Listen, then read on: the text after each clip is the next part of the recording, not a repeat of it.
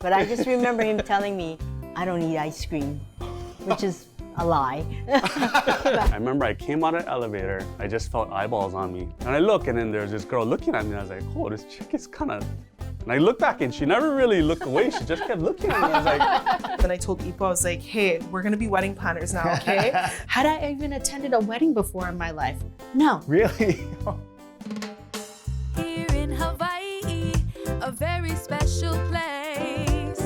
We're talking stories, taking it back down memory lane. So sit down, relax as we chit and chat. A little bit of this, a little bit of that. About the kids these days and where they may go. And the reasons why we're proud to call this island home. Here in Hawaii. Aloha, and welcome to the show. You know, whenever people find out that my wife and I have a business together, they look at us like we're nuts. And maybe we are, but we wouldn't have it any other way. And we know we're not the only ones. So in this episode, we're hanging out with 3 other married couples who run businesses together, for better or for worse. First up, Kevin and Fran at Henry Fong General Store in Kula. Fong store. Yeah, we're closed already. Okay, bye. We're watching our granddaughter now. You want to say hi? This is Elena. We're watching her for a little while. What's the story behind this store? Like, how did it start? When did it start? Well, it was from my grandfather, Henry Fong. He was actually helping his brother as a stock clerk. And then when his brother passed, he started in 1920, owning the store, and he was 17 years old at the time. So this has been here almost 100 years then? Well, the business is 104, but then the store at this location is 92 years. Wow. Yeah. Holy smokes. When did you guys take over the store? We bought the business in 1990 from, by then my mother had it because my father had passed. And, yeah. So what were you doing before that? I had come from Oahu to help open, you know, that Baskin-Robbins franchise. Oh, okay. And is that how you two met? Was it you here? Yeah, she came in to order a ice cream cake, yeah. Yeah. Oh, for real? But actually, yeah, a friend introduced us at first. Then I had to make the move to go buy an ice cream cake because he didn't. But I just remember him telling me, I don't eat ice cream, which is a lie. But I don't know why he told me that. Yeah, why'd you tell her that? Yeah. My family get together, I invited him. And then he actually didn't show up. What? He worked late and he fell asleep. Oh my gosh. And then how did you make this work? Finally, you start with a lie about diets, and then you don't show up. When he's not here, everybody looks for him, and they don't ask for me. They ask, "Where's Kevin?" And We're kind of like the bartenders. I always tease him. He's like, he knows all the gossip. I noticed that the short time we're here, like 80%, 90% of your customers got hot dogs. We make this secret hot pepper relish Yeah, that a lot of people people like like. that. Oh. So Yeah. we come for that. Yeah. I always tell our customers that I'm tired already. I mean, you know. Yeah, because we're open every day. That's right. Yeah. We do take our occasional trips to Oahu to see the kids. And so that's nice for, weekends. And then finally this year was the first time we took like a week off to go on a vacation with our kids and the grandkids. So we went to Japan. So that was really nice. And we realized our customers can still survive. So, yeah. What has it been like working together? Because 7 days a week you guys are here. We hardly work together. Yeah, we switch off. I mean, so it's like either him or me. And you say that's been the secret to success for the relationship, that you guys stay separate? Maybe, yeah. I don't know. Probably.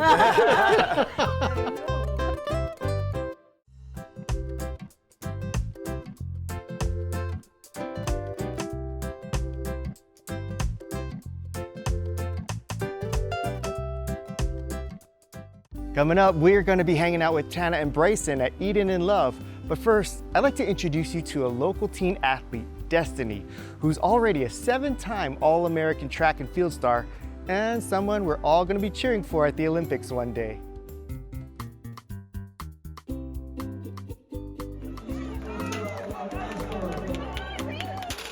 Now with Destiny, look. I don't really like losing sometimes, and so I just want to like be better, and then when I do, and I can be like, yeah, I worked hard and I finally beat you, so. Where do you think you got that competitive nature from? My mom. Really? My mom. Okay, yeah. so why do you think that? What's the story behind that? She's like that too.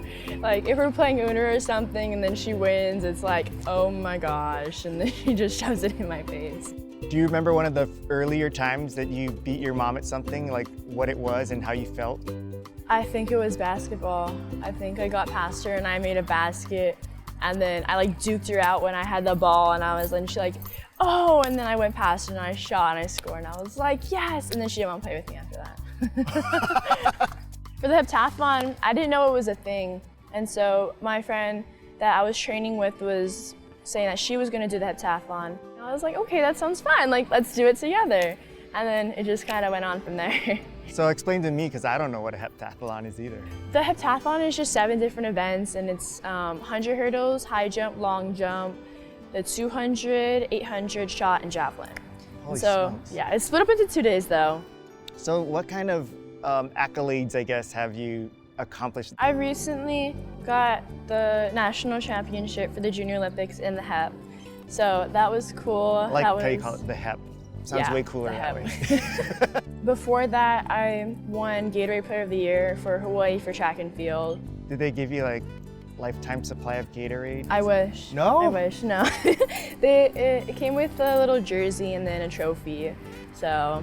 That's it? But, I mean, the trophy was nice. Oh, okay. It said like my name and it had like the little G, and I was like. Okay, so you got those 2, what else did? I won the state championships for the 300 hurdles this year. I also got 2nd in high jump for states, and then I placed 3rd for long jump. In nationals for Nike, I won the emerging elite 100-meter hurdles. So. Wow. Please tell me you got like at least a t-shirt or something from them. We actually didn't. We just. What's going on with these guys? Did they give you a cool little trophy? We got a little medal. We had a little medal. A medal? It was silver. Where do you think you get this hard work ethic from that has made you so intent on wanting to get better? It's definitely my mom. She always tells me, you know, just work hard and like everything will pay off eventually. And Yeah. she's also very hardworking, and I love her for that. She's like my role model. But she definitely helped me to see a different perspective on things and be able to know that even if something doesn't go your way or if you lose, it's just, it'll want you to like push more, and you have to feel that inside of you to be able to go and say, hey, I just lost, but you know, I'm gonna go back and work so the next time that won't happen. She's been my best friend since I was a little kid, and being able to travel with her and like go to these things and like be able to win and look up at the stands, it's like, you know, like I just won with my best friend. I always have to see her in the crowds before I do any race, and she has to give me her thumbs up, right? I always want to like go out and just compete and like give it 110%, like give it my all, and representing Hawaii is truly amazing, and I feel like honored to be able to go up and say like I'm from Hawaii, and you know I'm here, and it's fun being the underdog. You know, no one expects anything from Hawaii really, but there's so much talent here, and it's really overlooked. But I'm honored. Okay, you ready? Yeah. Okay. Are you really? Yes, I am. Because you keep touching stuff. She's like, no, I'm ready.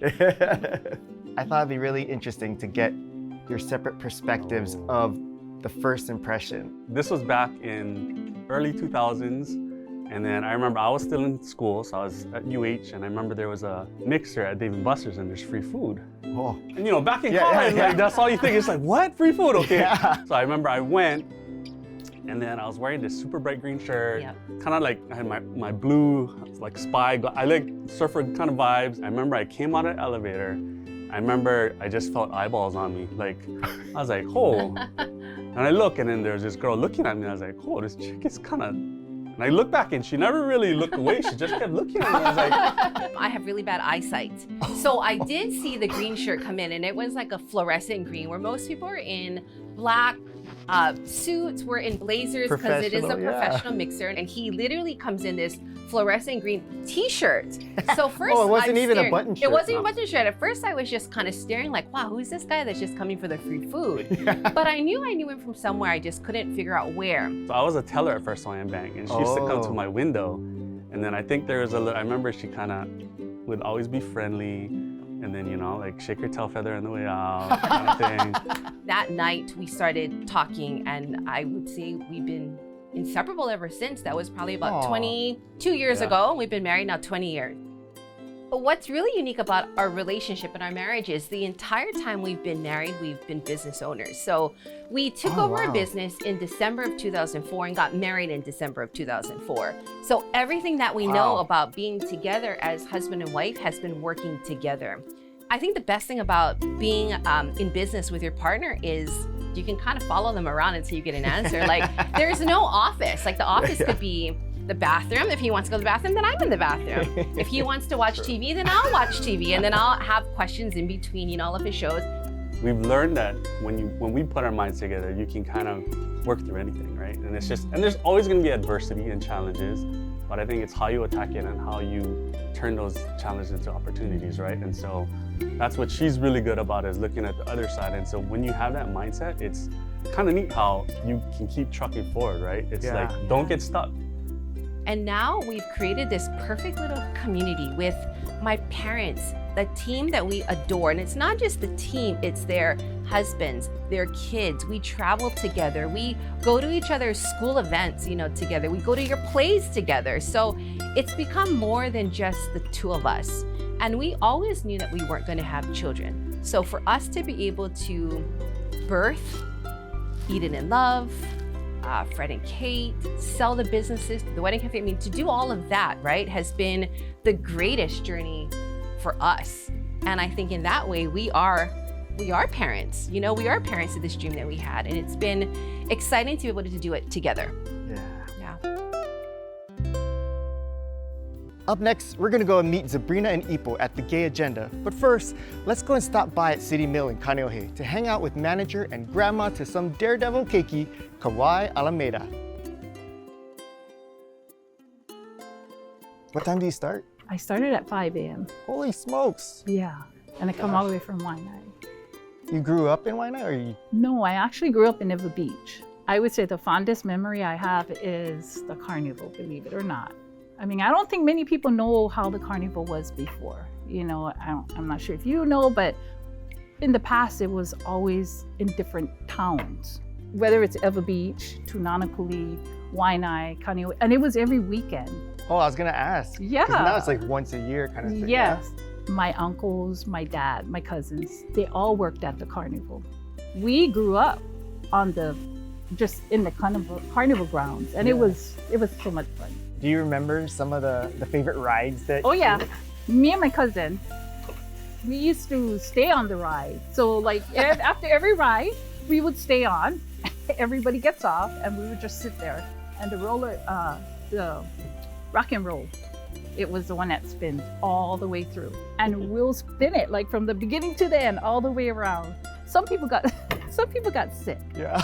But I would have been one of those. It was so much fun. Me and my auntie used to always tell me, okay, baby, you ready? What we used to do is they used to take the rides down. So the panels on the side used to come down. And we used to go under the rides and gather all the coins that flew out of people. So the rock and roll was the best one. Yeah. So I heard through the grapevine that you come from a family of like cowboys or Paniolo, is that correct? Is this true? Yeah, well, my husband's side of the family, yes. Uncle Freddie was, Freddie Alameda was a bull rider in Honoka'a, so he was just a real cowboy. He rode rawhides. We went to one of the Honoka'a rodeos, and he was on there with they actually put a helmet on him because he's so much older, and he just flew right across, and I was like, oh my gosh, this is crazy. he actually put my son on junior bull riding. So my son rode bulls too. He did bull riding, he rode dirt bikes, so he's that daredevil. And it just carried down to my grandson now. He rides. My granddaughter, she rides. She loves her four-wheel quad, so. So how old are your grandchildren that are riding right now? Right now, my youngest well, not youngest, but the youngest that rides right now, he's 7. But my sons started at 4 years old and 5 years old. So one started at 4 years old and went all the way up to expert class. Wow. 5. I couldn't even ride a tricycle, let alone a dirt bike. But wow. yes, no, it's in their blood. Yeah, I was gonna say. It's in their blood. First of all, how long have you been in business together? So we've been married for 10, what? No. I'll answer. Okay. So This is getting off to a great start. we've been in business together since 2018. Yes. Yes, we've been together as a couple since 2014. So we just celebrated our 10-year, I guess, anniversary. Oh, congratulations. Our 5-year marriage anniversary. Yeah. And then we've started the company actually before we got married. It was during our engagement season. I was working at a restaurant at the time, doing like 14, 15-hour days. It was not conducive for our relationship, and jokes on me, that's what I do now. So, but now you got to do it with me, so it's different. But we knew that I was going through like a mental health crisis with my jobs, and I needed to do something else. So then I just put all my energy into wedding planning. And as we were going through this, I was realizing like every single vendor, I was like, oh, you know, my name is Zabrina, I'm interested in these services. Just so you know, this is for me and my wife. We're a same-sex couple. Is that okay? And then we had the repercussions of that, where people were like, oh, actually, like, it's against my religion, wishing you like best of luck. And I was like, man, I'm already stressed out about how to pay for this thing. And now I'm stressed out because people don't want to work with us. And I got to fill out all these forms. Plus now our family's not coming. Plus like all this other stuff. I'm like, other people are going through this. I took a couple of free weddings because I had never done a wedding before, but I was like, okay, let me try it out. Did a class. I took a class and I told Ipo, I was like, hey, we're gonna be wedding planners now, okay? I know that this is not what you got your degree in or what you do, but we're gonna do this now. We have a wedding, it's gonna be 12 hours. I hope you can come because you have no choice, and we're gonna go do this. Yep. What did you think when she presented you with this? It just kind of made sense because I was like, she's planning our wedding all the time. She's doing the wedding book. She's doing all that stuff. So it started to click in me that, oh, I think she's finding something she loves again. So I was like, okay, this makes sense. Let's just go all in and let's figure it out. Did I realize what a wedding day looks like? No. Had I even attended a wedding before in my life? No. Really? Yeah. No. We were just kind of figuring it out as we went. And the first year we did 3 weddings, and I was like, I'm a wedding planner. Amazing. That's crazy. We were like, amazing. Then the next year we did 10 weddings, and I was like, holy moly, I'm in double digits. Just like one of Then we did 21 weddings, and I was like, oh my gosh, like this is crazy. And then it kept going up and up, and actually this year we're closing out at 100 events. Oh my gosh. So the environment that we grew up in, the way that we were taught to hate ourselves, we should not have been here, and we definitely should not have been here as successful as we are. But singularly, I think we could have fallen into those traps. The fact that we did this together and we were able to almost like fuse and create a material that was stronger, bonded as like 2 people who had this like shared lived experience, it essentially made us stronger to weather the storm. 2 little girls, little college girls at a Christian university who were truly just shut out, you know, and shut out in a lot of ways in our family, shut out a lot of ways in that, young adult experience. And, now look, we're open arms for all those other folks.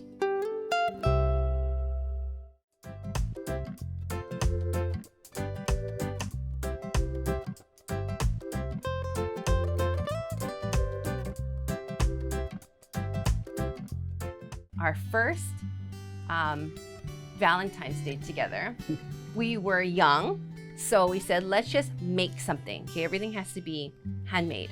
I baked this extra large cookie that said like, I don't know, I love you, Bryson, or something on it, which I thought was awesome.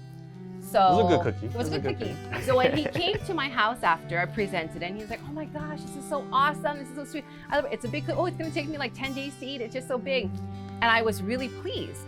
And then he brought out his gifts, and first of all, he gave me a rose in a vase that he grew. So he planted the rose and it grew. That was kind of already like one-upping me. Then the vase, he went to one of those like pottery places and actually made the vase. Okay, so that was another thing. He handed me this card where his picture was like on the back. It was like handmade by Bryson. Okay, that was all awesome. I'm like, oh yeah, but we're still having the cookie. And then he gets on the piano and starts playing this song from Jim Brickman that his mom taught him how to play. And then we went to dinner. So we went to dinner and we thought, let's just have a picnic.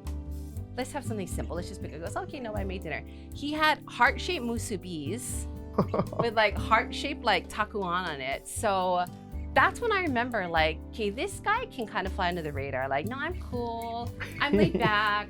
But I think he's just as extra when he wants to be. Yeah. So I was totally blown out of the water where my cookie at that point, I don't even know was eaten because it was so pathetic. Yeah, I thought you were supposed to be the creative one. That's it sounds what I like, thought yeah. too. That's what I thought too. That's why I was so irritated. Hey, private school, right? I was like, oh, I gotta step up. I gotta show public school can. So yeah, it was, I had to empty out all the brain into all the different ideas. But yeah, it was neat because yeah, it was our first big Valentine's date. And so I had to show up. I can't tell you how many times people see me and my wife, Jamie, working together and they say, I don't know how you do it. I could never work with my husband or wife. I think we'd kill each other. And I'd be worried and I'd think, oh, are we gonna kill each other in a few years? But then I met couples like Fran and Kevin and Zabrina and Ipo, Tanna and Bryson, who not only work together, but they love working together. And that love totally translates into their businesses. And I think it's part of why they've been so successful. So I hope the same will be said for me and Jamie. Or at least that we won't kill each other. That's it for this week's episode. Thank you for joining us. We'll catch you next week on another episode of Here in Hawaii. Aloha. I can't get it in my You can't get the straw? Yeah, I can't get the straw. Okay, Yeah, we'll get it after. Grandpa blew it. Grandpa blew it. He lost your straw. Yeah, I lost it. Yeah, we'll get it. Okay. We'll put it in a cup for you. Do you want to say hi? Say hi. Say thank you for coming. Can you say thank you for coming? Can you say thank you for coming?